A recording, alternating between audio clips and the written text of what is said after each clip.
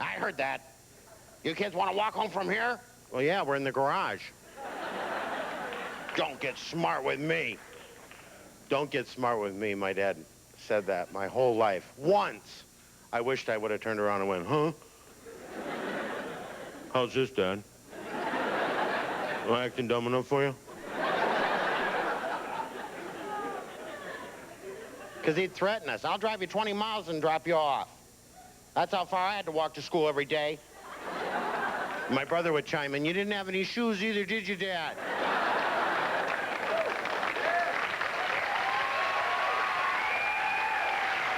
That's right. When I was a kid, they didn't have kids. My dad would always pull this on you, too. Well, don't worry, I was in a war. How do you top that if you weren't in a war? Well, I saw a war once. On CNN. My dad loved his car. That was actually the thing he loved most. He'd introduce it to people. My Bonneville. My family over there. But trade them, man. It's an American-made car. You could drive it head-on to a train and live. You ought to try that, Dad. It'd be a heck of a commercial. Don't get... Getting in the car was a big deal when I was a kid. Not anymore for kids, but when I was a kid, you had to... Dad, can I use the car? Could I use the Bonneville? No. Take the Rambler. It's got a pink door. You're lucky. When I was a kid, there were no doors. All right. You had to scheme. Dad, I did the lawn, I cleaned the garage, I built that addition. And he'd always question you. Where are you going? Around the block. How many kids? Half a kid. He'd give you those keys always with that lecture. Now listen, I'm not giving you this car so you can screw it up. Well, then I don't want it. You get the car, you get 100 friends in it. You're goofy. Then you hit that tractor. You didn't even know you were in a field, did you? All your friends leave you. Good luck. See you, Lou. Good luck. That guy comes out from the station named Smitty. Always that look on his face.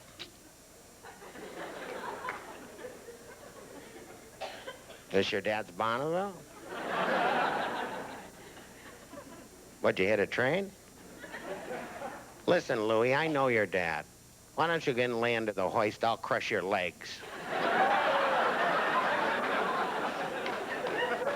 Really? About where would you crush him? When you have to drive that car home, smash. Park the smash side away from the house. Your dad's in the kitchen cutting bread with a big knife. Scenes from Stephen King flash through your head. Walk in the house, throw the keys on the table. Why not? They're of no use anymore. Your dad suspect. You're home awful early. You better not have screwed up that car. You won't be driving it anymore. Either will you.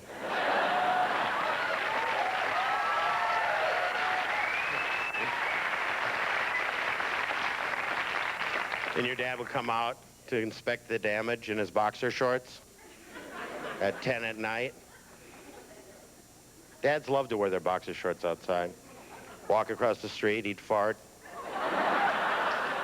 Can you say that on TV? Ah, that's not bad. That's all right. We'll work on this car together. We'll fix it. For the rest of your life, you and I will work on this car together. Couldn't I just make payments? You know, because working on the car with your dad, he'd jack the car up, lay underneath it. Your job, hand him tools. Give me that 916. Oh, jeez. Does it have a blue handle? The only fun is when he'd hit his knuckle on something. Remember that? You'd hear, gah, gah. That tool would come flying up. Look out, it's a 916. Of course, he'd always blame you. Get out of my light. You'd look down at that jack. Thanks a lot. Good night.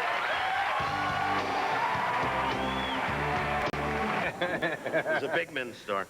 But when you're watching the looting, though, you feel like you want to get some. it's not right. I know you shouldn't, but, you know, you're watching a little 13-inch TV and the guy's carrying a 35-inch TV, and you're going, you always get that one friend, too, who calls you, want to go out in this? No. Get me something. It's true. Yeah. It was bad, though. It was, I was depressed here. when you talked to me on the radio. I was upset because, because we have some changes that have to, what are we going to do? We've got all these people running for office, but yeah, we have it seems like the country is leaderless. There's no leader in this country. Yeah. You know, and when I was growing up, you know, when you were growing up, there were people who were down and out. There were bums. There were, you know, people in those situations. But I remember people would actually stop and, like, help somebody who was laying in the street. You know, we've really kind of made those people objects now. And we have a major change that has to take place in our country, in our hearts, so that we can start looking at people as people again, because the division is so huge now. If you have nothing, you're going to loot, and you're going to be destroyed. You have nothing to lose. Yeah. If a small group has everything, and a large group has nothing, people are gonna get mad. If you were in that situation, you'd be mad. Yeah, you know, and the problem is that we're getting there's gonna be more private security, more walls. You know, there's gonna be more of that isolating ourselves, and we've got to stop doing that. We have to really make an effort, no matter how painful it is and how scary it is. We have to make an effort to connect with all the people that we formerly did not know. You know, we just don't communicate. Like, you know, I can use myself as an example, but I grew up.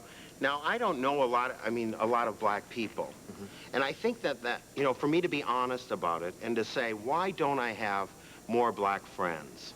Why am I not in that situation? Well, you know, in this country, we really grow up in a segregated way. And I don't think it's anybody's fault. I think we have to get out of that, of blaming people. But I think we have to look at the idea of children needing to be with other children who are different, because, you know, that barrier, me, you know, not understanding the culture of a black person and not being able to live in that culture and to experience it and to, you know, have access to it. I think that's where our problems come in, because it isn't that I don't want to be friends with black people. It's just that I don't have any experience at it. And when you don't have any experience at something, you don't know how to do it. You feel uncomfortable. You feel stupid. You know, you don't feel like you fit in. You know, you have an established culture. White people have an established culture. And the two have never really been asked to interact in a really positive way. That's the, you know. Good. We start with conversations like this. Well, that's the good thing about, I think that your show provides an alternative, and I think the thing you do that's most significant is this isn't a black show, and that's the significant part. This isn't Arsenio Hall's black show. Yeah. This is Arsenio Hall's show, but it has a variety of people, and that you discuss the cultural differences. You've really exposed America to a lot of music that we normally wouldn't get to see on a regular basis. And the other shows I don't mean I'm not trying to sing your praises. I'm really concerned with this.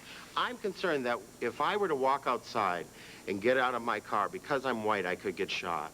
Mm-hmm. And now I never ever thought that way until these riots, and I thought, you know, because I'm the last person that, you know, would be in that situation. You know, we've got guns out there. We've got so many guns out there that if people don't realize this whole thing about protection, when they were talking about that in the Constitution, they had muskets. You know what I'm talking about? You know how long it would take to load a musket and shoot someone? You would have a chance to get in your house and lock the door. But here we have guns that go like that, you know, and we've got to get the guns off the street, and all the white people out there, as much as you may not like this idea, you have to make a conscious decision as a white person to say, I am going to change, because if I don't, we're done. Wow. Well, we got sidetracked now. Wait a minute, I'm supposed to be a comedian. Yeah. But I get serious about this stuff, because what are we going to do? I mean, it's obvious that Bush has not offered us that. You know, he's just not giving us that, you know, availability as a leader to say, hey, let's do these things, let's change. Clinton, you know, he's all right, but Perot, I don't know, he's a billionaire. You know, have him just distribute some of that money. I'll tell you what. Okay. Why doesn't Ross Perot right now take a half of all of his money, if he's really serious about leading this country, take half of it. If he would take half of his money, everybody in the country would take half of their money, and we would distribute it to the people who need it. There's no excuse that there's a homeless person and that there's anybody laying in the street. And we've got to get the government behind, stop bringing this crack in. The crack isn't, I can't even get a watch through customs. How are they getting crack in the country? Yeah. I mean, is it coming in on those big China pigs and those velvet paintings? Is that how they're bringing it in? How are they getting it in? Why aren't we taking a stand on this stuff? Our country is becoming destroyed. And as a people, we are losing everything. And it is not a thing for November, it's a thing for tomorrow. I got to do this at least for your managers and your publicists. I'm working. Yeah, I'm on the road working. I won't do all this stuff in concert. He'll say... I have fun, but, you know, I have a serious side, too. Yeah, you're going to Massachusetts? I'm going to be over the East Coast in those tents and we have those things. Yeah, tents. And then in Vegas, July 17th with Rita Rudner. Yeah, and Rita Rudner in the tents and Rita Rudner in Vegas. We're having a great time. Vegas is Bali, July 17th through the 29th, and Massachusetts is July 8th through the 16th. And I guess you got another book coming soon. Yes, and a book called Goodbye Jumbo, which is a lot of this stuff is in it. Oh. It's about the homeless. And, Goodbye Jumbo? Yeah. Okay, come back and bring the book. I'll bring the book. Okay, I know we're behind. Let's I'm go sorry. and come back with...